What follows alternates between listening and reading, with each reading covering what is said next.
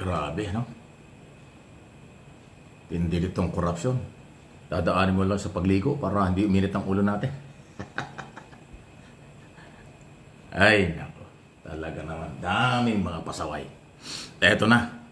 Pakinggan po ninyo itong pagtatanong ni Congressman Jinky Luistro ng Kalawang Distrito ng Batangas. Ito yung chairman ng Committee on Justice. Magaling talaga eh. Ginisa niya itong si Pacifico Discaya, yung big time contractor.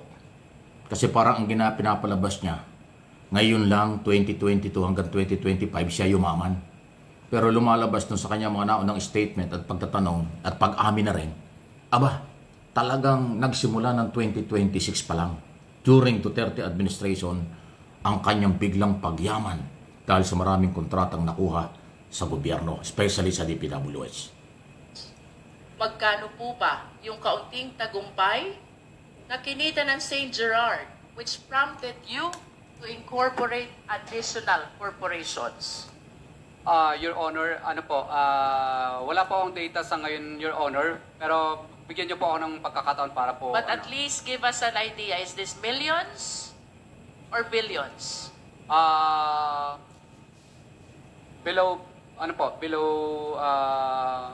Lagpas lagpas 100 millions naman po. Lampas ng 100 million. Pero hindi lampas ng 1 billion. Your Honor, ano po ba yan? Revenue po o yung net profit? Revenue. Pag revenue po, billions po. Billions. How many billions? 1 billion more po, Your Honor. And 1 billion is kaunting tagumpay to you? Kasi, Your Honor, ano po yan?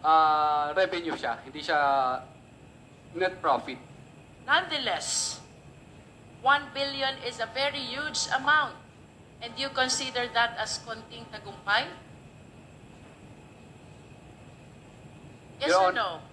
Your Honor, ano po ito? Parang terminology lang po itong salita na ito. Normal lang sa kanya ang I bilyon. wish to invite your attention as well to paragraph 13. Ang sabi mo naman dito, hindi namin ginusto kailanman na mapasama sa ganitong sistema. Pero kailangan naming magpatuloy para sa pamilya at mga empleyado. Can you expound on this?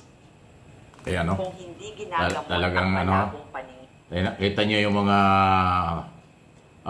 tanong ho. Malinaw na malinaw po na parang bali-baliwala lang. Parang ang billions ay barya lang sa kanila.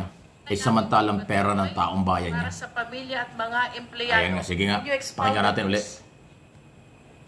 Your Honor, ayaw naman po talaga namin mapasama sa ganitong klase ng sistema. Pero siyempre po, napipilitan lang po kaming magbigay sapagkat hindi po matutuloy ang project pag hindi po kami nagbigay. When you say napipilitan lang po kaming magbigay at hindi matutuloy ang project kapag hindi nagbigay, you are referring to the DPWH officials and some lawmakers you identified in your affidavit, yes or no? Yes, Your Honor. I see. So you want us to believe na kung wala itong mga taong pinangalanan mo, ay hindi ka magkakaroon ng mga kontrata mula sa DPWH. Is that Padrino what talaga. you say? No, Your Honor. Kasi sumasali po kami sa mga public bidding. Pag na-award na po yung project at saka nagkaroon ng notice to proceed, doon na po kami hinihingan. Hindi po ma-implement ang project or matatapos kung hindi po kami magbibigay. Magbibigay. Ayun. Yes, but Corruption you talaga. stated in your affidavit na pilitan ka lang. Yes, Your Honor, kasi hindi po namin gusto na magbigay. Hindi mo gustong magbigay, pero napipilitan kang magbigay sa mga pinangalanan mo dahil hindi ka magkakaroon ng hanap buhay. Tama o mali? Your Honor, kailangan po, Your Honor, kasi kung hindi po... Please do not change the context of your affidavit. We are educated people here. Mr. Discaya. I just wanted to come Abogado from you. yung kausap mo. Sabi mo, napilitan Discaya. ka lang. Magaling na What does abogado that yan. mean? Si Hindi Luistro. mo gusto ang ginagawa mo. Pero napilitan kang magbigay to be able to get a contract and have them implemented after the award. Tama o mali? So dito po, na-establish ni Congressman Luis Tro ng Batangas na biglang lumaki ang kanyang kayamanan. At nag-establish din at inamin ni Diskaya, kailangan naman niya na magbigay sa mga taong tumulong sa kanya. At yung kanyang pinangalan ng mga congressman, na 20 yung, kung di ako nagkakamali, 20 congressman. At ginamit pa raw yung mga tao, binanggit daw na yung 25% doon sa unang kanyang expose na napupunta raw kay Speaker at saka kay Saldico. Si Speaker po at saka si Saldico, yung chairman ng Committee on Operation, talagang sanggan dikit yan, magkaibigan yan. Matagal na. At si Saldico po, hindi pa congressman, malaking kontraktor na yan. Kaya nga yan ang matindi niya, kontraktor na, congressman pa. Ginawa pang chairman ng Committee on Operation. Sino ba ang naglagay dyan as chairman ng Committee on Operation? Si Speaker. Dahil hindi ka naman magiging chairman ng anumang committee sa Kongreso kung hindi ka malapit sa Speaker. Hindi ka magiging chairman ng committee na kahit anong committee dyan kung hindi choice ng Speaker. Kaya command responsibility, Mr. Speaker. Sirang-sira. At alam po ninyo, sa tagal ko na pong nagbabantay niyan sa Kongreso, na-assign pa ako niyan sa Kongreso ng halos 10 taon nung away reporter pa. Matindi ko talaga ang korupsyon dyan. Nung araw, PIDAP, pork barrel. Ngayon, iba na, insertion, na mas matindi. Kasi yung pork barrel, PIDAP noon may limit eh. Although sa dami, volume, bilyon-bilyon pa rin. Natandaan nyo yung Napoles? Scam. Di ba mga congressman din nasangkot doon? O ano nangyari? Walang nakulong na congressman. Si Napoles lang. Ganyan, ginagamit ng mga congressman ang kanilang posisyon. Kahit kumita sila, kahit payaman sila, gagamitin ng impluensya, hindi sila makukulong. Ang nakulong ay si Napoles. Di ba? Ganun na nangyari. Diyan yung katindi. Gamit pa gamit nila sa ilalim po ng Presidential System of Government at 1987 Constitution. Sa Senado, ilan na ba yung senador na nakulong dyan? Si Jinggoy, si dating Senador Revilla. Eh di ba puro nakawala? Si Jinggoy na hindi pa tapos yung kanyang kasong korupsyon nasa Sandigang Bayan. Ito, binanggit na ni Engineer Hernandez, naglagay daw ng 300 million pesos for this year, 2025, sa mga project sa Bulacan. Magkano ang 30% nun? Magkano ang 10% nun? Wow! Pero ano mo na din ito? Di ba lahat sila nagagalit? Wala akong alam dyan.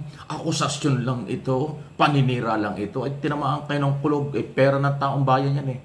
Sino maniniwala sa inyo?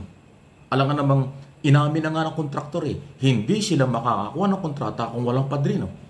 Hindi sila makakasingil kung hindi sila mabibigay ng komisyon sa mga tumulong sa kanila.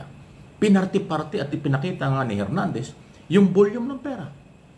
Di ba ang tindi ng volume ng pera pinakita kahapon to sa hearing? Di ba nakakalulang pera yung ipinakita? Ha? Gusto niyo ipakita ko ulit yung volume ng perang na-expose na? Di ba? Ayan, oh. Ayan, pera natin yan eh. Ito, oh. Yan ang pinarti-parte nila. At sabi nung, ang sabi nung mga taga-DPWS, normal lang ito. Regular lang.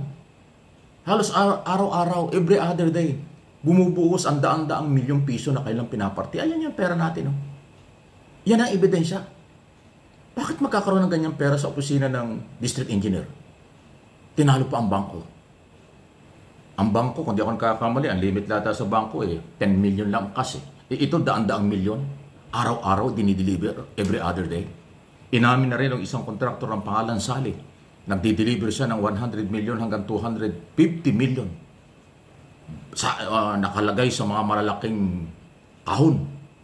Hinahakot yung pera. May project, pagkatapos ng project o walang project, darating yung pera dahil nasingin nila sa buwata ng mga kinaukulan, pinalabas, tapos na yung project, wala namang ginawa, yung pera papartehin na. Yung perang yun, matibay na ebidensya. Kaya asahan natin na itong mga politikong sinasangkot at mga taga-gobyernong isinasangkot, puro denial lang. Pero nagdudumilat ang ebidensya. Pera ng bayan, pinagparte-partehan nila. Tapos ipagtatanggol pa ninyo. Yung iba dyan, pinagtatanggol pa. Akusasyon pa lang. Abay, kaya tayo ninanakawan, sobrang bait ninyo kasi.